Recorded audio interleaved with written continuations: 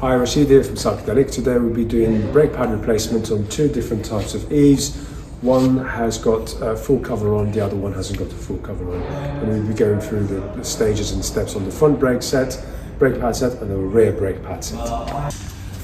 Okay, on the bikes with the black chassis, with this type of mudguard cover on, it's fairly straightforward to replace the brake pads or check them.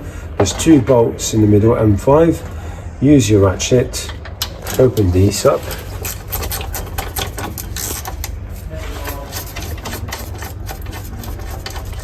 Make sure you leave the bolts somewhere safe, like on the dashboard here. It's a good surface.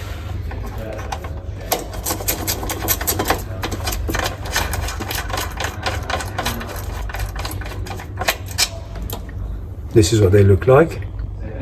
Small M5. And then pull your caliper out gently by sort of wiggling it as such. It will be a bit tight because of the braking pressure on it, and then eventually it will pop out. Then you want to look inside and see what the brake pad, how much of the brake pad is left. Then if you can take a closer look on this. Normally if you shine a light on it, you should be able to see whether there's any brake pad left or not.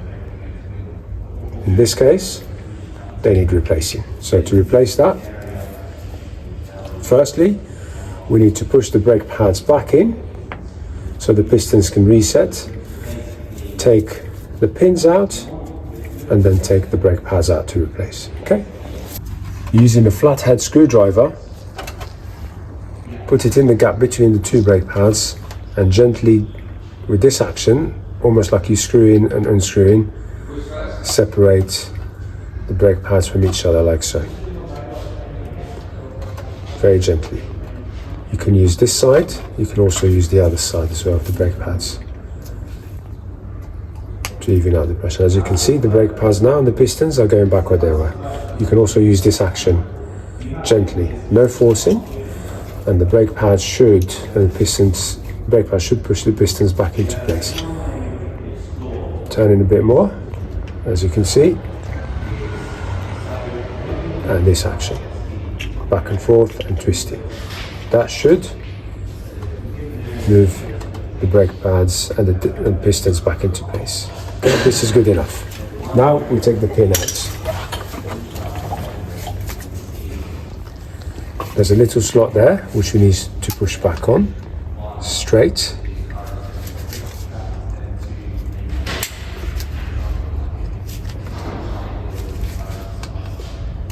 The reason for that is if it's not pushed straight, it won't pull out the other side.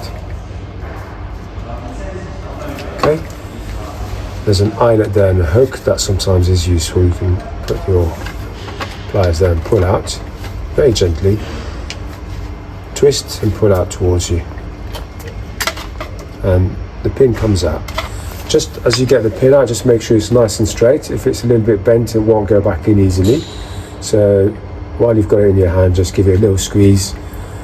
Make sure you're straightening it so it's easy putting back on, like so. This is good enough.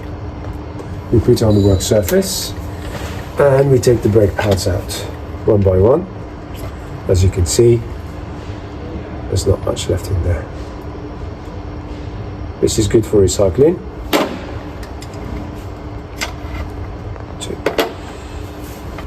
For Magura's brake pads, these are the brake pads we use from Aztec. They are synthetic brake pads, the best quality you can get for these type of machines. Inside the box there's a little package. You get a pair of brake pads and a pin. Save that because this won't fit on these calipers, they're too thick, so save it for another bike or another job, and remember to use the original one. Before you fit the new brake pads, use any good disc brake cleaner and a little spray on the inside the housing to get rid of any gunk and muck, and a quick little wipe.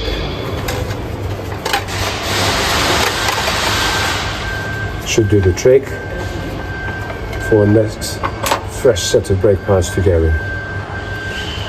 The hole is here, the brake pad goes like so inside, lining up with the hole inside there. There's a way of making sure that it's lined up. If you shine a light underneath here, you should be able to line up the holes perfectly. Otherwise, the system is designed in a way where you put the brake on, it is magnetic, it will fit itself pretty much into place. The other brake pad goes in as well. Notice that both brake pads are facing the same way. The pin that we've straightened earlier and saved, we're going to try and insert it now. And I can see through the hole here, I can see light on the other end. So it's telling me that both brake pads are lined up. And gently, with a little bit of twisting, insert the pin back on. Sometimes towards the end, it might resist, so use pliers and gently to persuade the pin to go back in. And as you can see, it's gone through the other side. If you're struggling with this and it's not going in, that means the pin is not straight or one of the brake pads is not sitting properly. So just check your work, make sure everything's lined up before you insert the pin in. And then finally, before you forget, make sure the end of the pin is twisted so the pin doesn't pop out, and just check it's secure.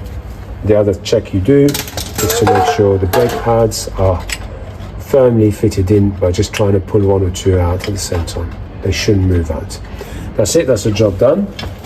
On the other side, we spray the disc quickly and give it a quick wipe, but we're not going to do this on this particular job because we're just showing how the brake pads, how to change the brake pads.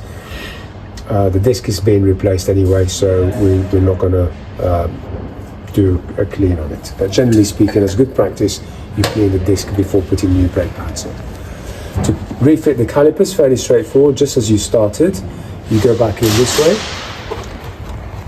That gap in there between the brake pads should fit between the rotor, like so. I'm putting my hand on the other side through the wheel just to help me out with fitting.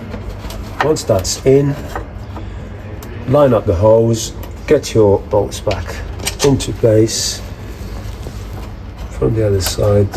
As you can see, I'm trying to line up the caliper with my right hand on this side, and with my left hand I'm trying to screw the bolt back in. This is on, perfect. And then the other side, hold it, line up until you catch the thread. Once you caught the thread, give it a quick screw. Screw both bolts back on and torque to 5 to 6 Newton meters. And that's your right hand side brake pad and EAV done.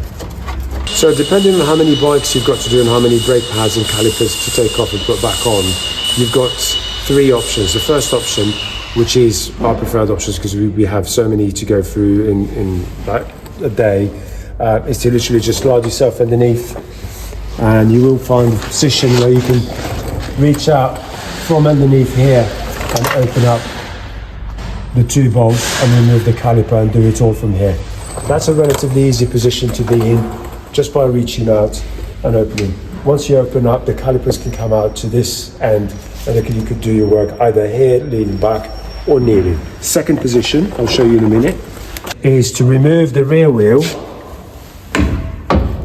and be sure that you've got the whole bike resting under solid tripods. There's one on both ends, and there's a third one which lifts the bike up and down as well, holding the bike. This is super important. Do not proceed without these safety precautions is in place. I'll normally give the bike a good jiggle, make sure that it's sturdy before you proceed with the work. Then from there you've got easy access from here, okay? So you can access the bolts, you remove them from here. There's 2 bolts, take out exactly the same as what we've done with the front brakes. Remove, push the brake pads back into place, pistons reset, take the pin out, put the new brake pads on and refit. The third position I'll show you in a minute.